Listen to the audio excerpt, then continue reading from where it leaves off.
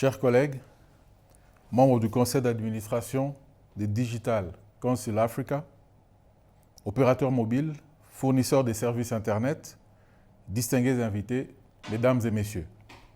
L'honneur m'échoit d'être ici aujourd'hui pour commémorer la Fibre Connext 2020. Cet événement ne constitue pas seulement une étape majeure dans le développement de l'écosystème du numérique pour la République démocratique du Congo, mais pour l'Afrique tout entière. Le gouvernement congolais aspire à accroître l'accès et l'utilisation des nouvelles technologies de l'information et de la communication pour sa population.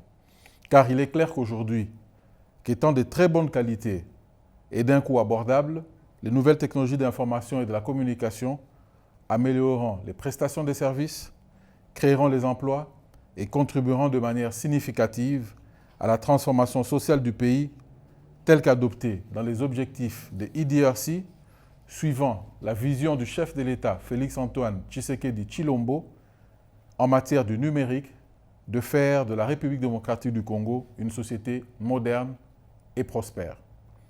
Pour réaliser cette mission, les nouvelles technologies de l'information et de la communication sont identifiées comme un pilier de la transformation socio-économique car elles stimuleront l'action dans les domaines d'importance critique pour la nation, jouant son rôle crucial de catalyseur clé.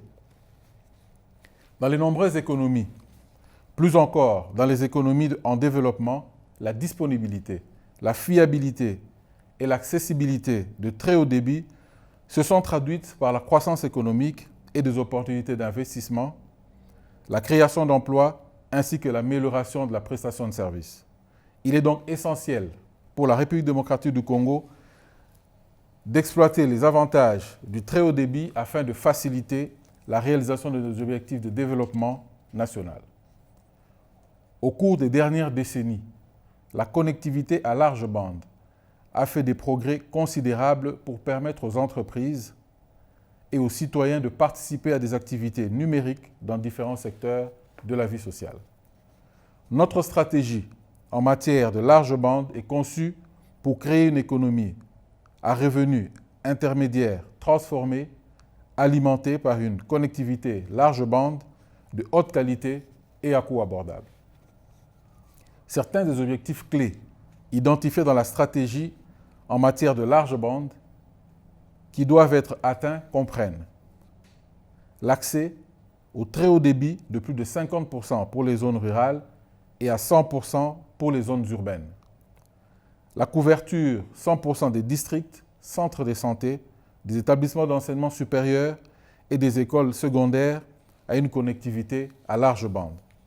La connexion à 50% des écoles primaires avec une connectivité haut débit, un taux de 70% de couverture pour les ministères, départements, agences, gouvernements locaux avec des services électroniques interactifs. Atteindre un taux de 50% d'entreprises congolaises enregistrées en ligne et enfin 40% de la population alphabétisée via le numérique.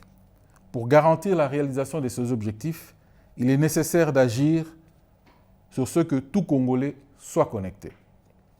La stratégie et le plan d'investissement du secteur de nouvelles technologies de l'information et de la communication 2019-2023 envisage les NTIC comme un outil de transformation pour la croissance socio-économique et la bonne gouvernance d'ici 2023. Les domaines d'action et les plans d'investissement pour lesquels les stratégies d'information ont été élaborées sont, premièrement, la gouvernance des nouvelles technologies de l'information et de la communication comprenant un cadre politique, juridique et réglementaire dont l'objectif est de garantir un environnement propice qui non seulement répond aux demandes de l'industrie, mais renforce nos institutions pour une meilleure conduite de l'Agence nationale des nouvelles technologies de l'information et de la communication. 2. Le développement et la planification de la main-d'œuvre avec comme objectif créer et entretenir une base des ressources humaines nationales compétitives. 3. Le développement et la gestion de l'infrastructure des nouvelles technologies de l'information et de la communication de bout en bout afin d'assurer l'efficacité de sa coordination, sa planification, l'investissement ainsi que la mise en œuvre. 4. Développer une sécurité de l'information afin de la rendre sûre, fiable, résiliente, avec une capacité nationale à répondre aux messages de cybercriminalité. 5. La promotion et le développement de nouvelles technologies de l'information et de la communication, ainsi que les services NTIC pertinents grâce à la recherche et l'innovation. 6. La sensibilisation des nouvelles technologies de l'information verte pour une meilleure santé, sécurité et un meilleur environnement. 7. Promouvoir les NTIC dans d'autres secteurs et en assurer la coordination afin d'augmenter l'efficacité et la productivité. 8. Promouvoir les services électroniques et le contenu local avec pour objectif booster le développement des services de base basés sur les NTIC parmi les citoyens et créer un cadre pour faciliter le développement et l'accès à un large éventail de contenus pertinents pour les différents supports de communication. 9.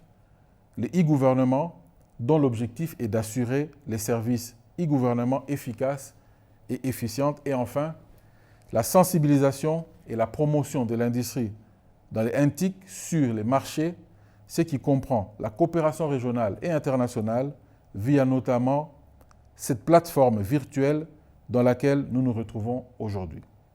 L'objectif étant surtout de promouvoir la République démocratique du Congo en tant que centre NTIC, promouvoir nos produits NTIC afin d'attirer de nouveaux investissements.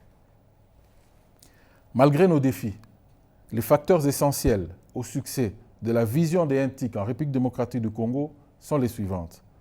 Premièrement, partenariat et collaboration avec des experts dans le secteur de NTIC.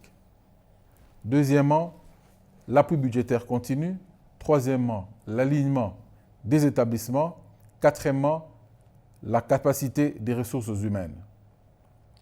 Une économie à revenu intermédiaire transformée, tirée par une connectivité de très haut débit, de haute qualité, à coût abordable, équivaut à une qualité améliorée de la façon dont les citoyens congolais travailleront, vivront et apprendront. Pour concrétiser la vision des NTIC en tant qu'outil de développement pour la croissance économique et la bonne gouvernance, le ministère s'efforce de favoriser et d'assurer, premièrement, un appui fondamental au développement des NTIC. Premier tiré, la gouvernance et la normalisation du secteur avec des standards internationaux reconnus. Le développement et la normalisation de la main-d'œuvre congolaise, le développement des infrastructures NTIC, une sécurité des informations. Deuxièmement, un environnement propice pour stimuler la croissance NTIC. Nous avons la recherche et l'innovation dans les nouvelles technologies et aussi la sécurité dans l'environnement des NTIC. Troisièmement, pour la gouvernance et la prestation des services, la promotion des services électroniques du contenu local, le gouvernement électronique. Quatrièmement, les NTIC comme moteur de croissance, la sensibilisation et la promotion de l'industrie des NTIC sur les marchés.